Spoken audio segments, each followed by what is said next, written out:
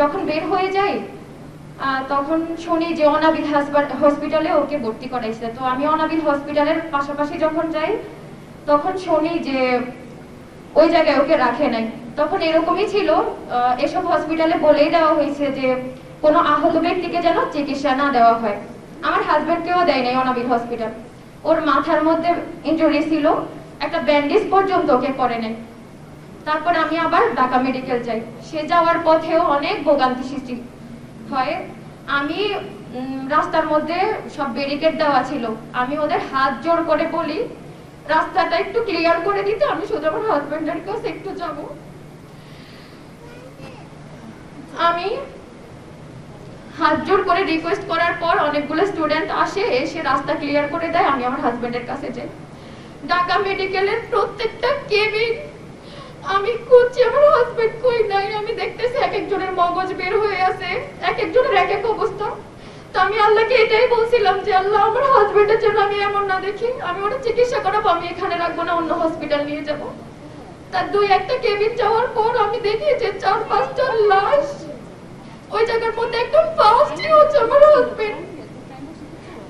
আমি জানি না ওরা কেন মেরে ফেলছে। একজন মানুষ পানি খাওয়াতে যেতেই পারে, কত ছোট ছোট বাচ্চারা রাস্তায়।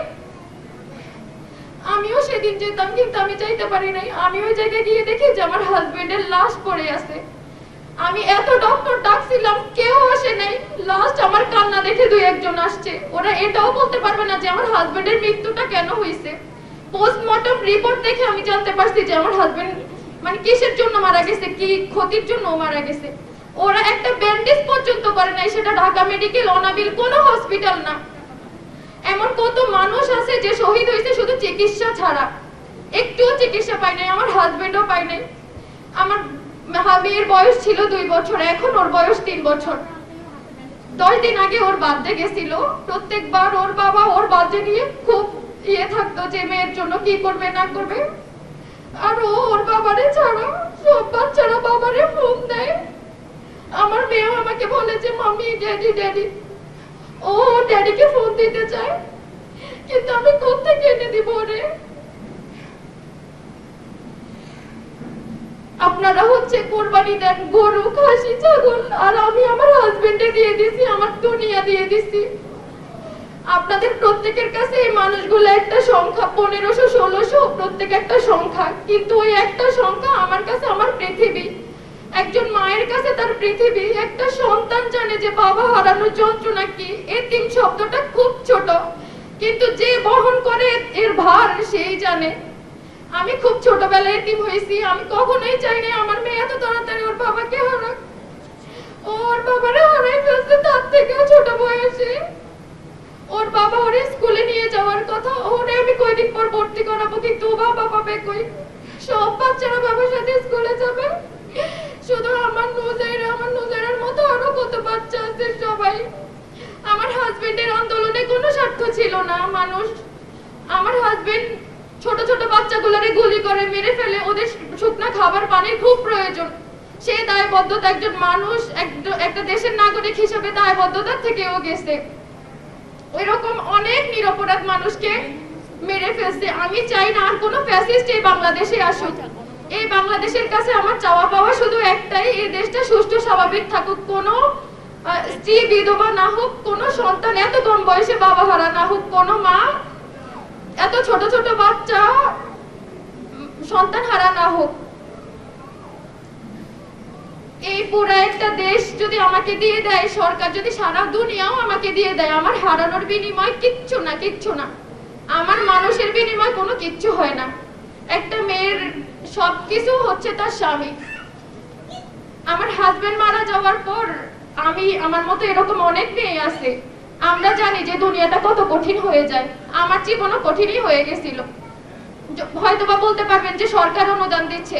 একটা বাচ্চা কি কোটি টাকা থাকলেও তার বাবাকে হারানোর যে ব্যথা, ওটা কি কখনো বলতে পারে? কখনোই না। কোটি টাকা দিয়ে একটা বাচ্চার বাবা ফিরাই দেওয়া যায় না, একটা মেয়ের স্বামী না, আর একটা মায়ের সন্তানকে না।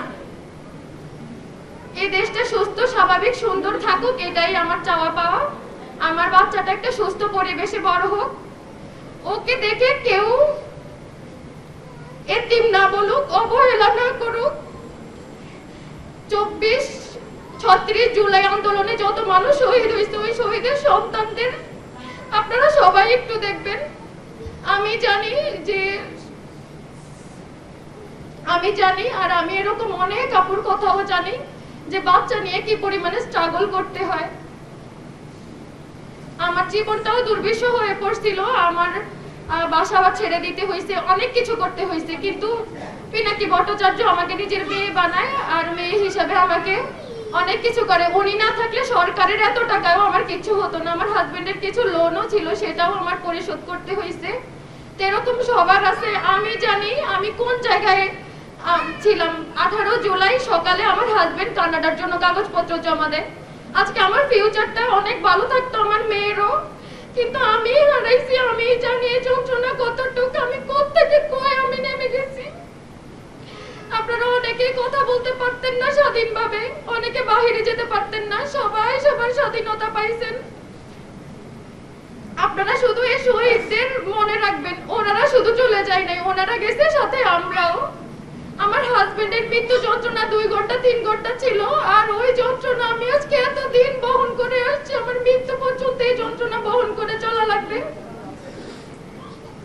এবি পার্টিকে ধন্যবাদ যে ওনারা এরকম একটা আয়োজন করছে। 36 জুলাইকে ওনারা মনে প্রাণে যে ধারণ করে সেটা আমি ওনাদের কথাই বুঝছি।